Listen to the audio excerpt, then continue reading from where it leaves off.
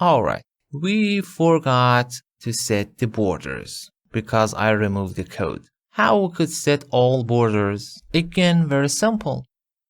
Go to the developer tab, record macro 1 is fine, okay? And you could select the whole table. Shift Control Home to select them whole.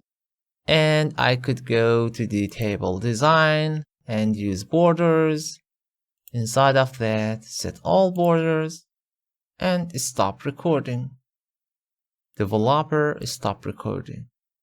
Go to the Visual Basic, inside of new macro, and there it is. Again, selected the whole story extend and assigned for every default for style. Note that after selecting whole, it's assigned to the border top, border left, border bottom. So actually there is no all borders by one command. It's assigning one by one. I could actually copy the whole commands, right click cut.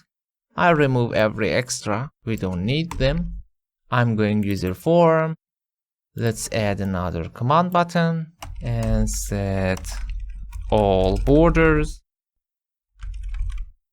Double click on your command and simply paste it. Let's go to the board and remove and run again. Macro, my macro, run, 12, 6, insert table, insert numbers, and all borders. As you realize, by recording macro, you will access many commands simply and understand how the code it is working.